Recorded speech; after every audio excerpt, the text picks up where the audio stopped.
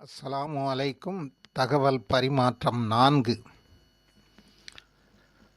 ஒரு தகப்பன் தான் பெற்ற பிள்ளையின் மீது எவ்வளவு பாசம் வைத்துள்ளான் என்பதை அறிவிக்கும் இத்தகவலாகும்.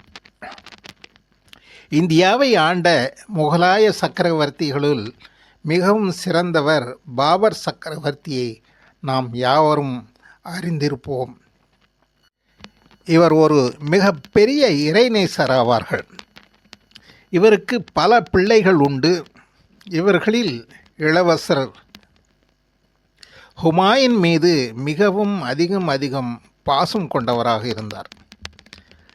இந்த ஹுமாயூனை ஒரு பகுதியில் இருக்க வைத்து ஆட்சியை கவனிக்க செய்ய சொன்னார்.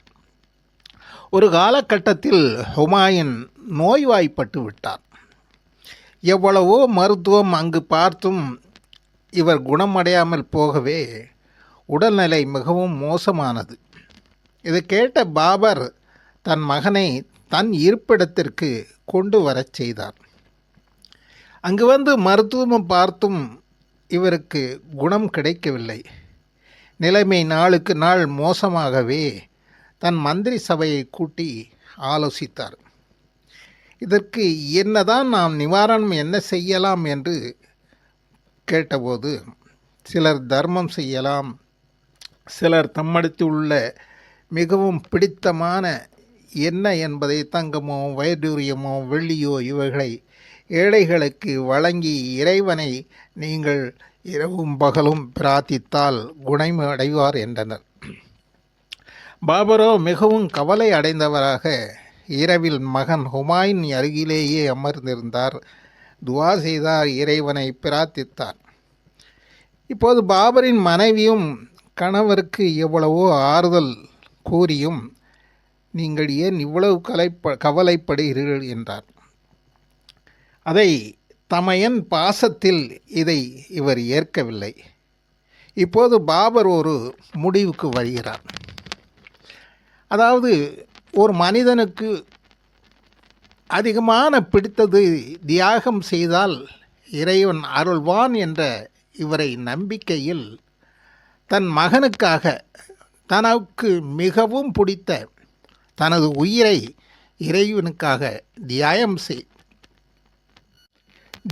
தியாகம் செய்ய முடிவு செய்து நோன்பு நோற்றிருந்தார். இரவு பகல் என்றாமல் இறைவனை பிரார்த்தித்து மிகவும் கவலையோடு இருக்கிறார் மன்னர் பாபர். இப்போது பாபரின் உடல் நலம் பாதிக்கப்படுகிறார். இருப்பினும் ஒரே வழிபாட்டில் இருந்து கொண்டே இருக்கிறார். இப்படி இருக்கும் சூழ்நிலையில் மகன் ஹுமாயூன் சிறிதாக அல்லாவின் அருளால் குணமடைகிறார். ஆனால் பாபரோ மேலும் உடல் நலம் பாதிக்கப்படுகிறார்.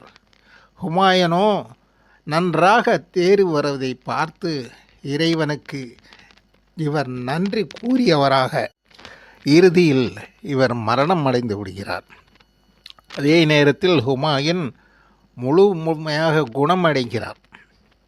இப்போது இதன் படிப்பினையாவது, தந்தை பாசம் பிள்ளையின் மீது தனது உயிரையும்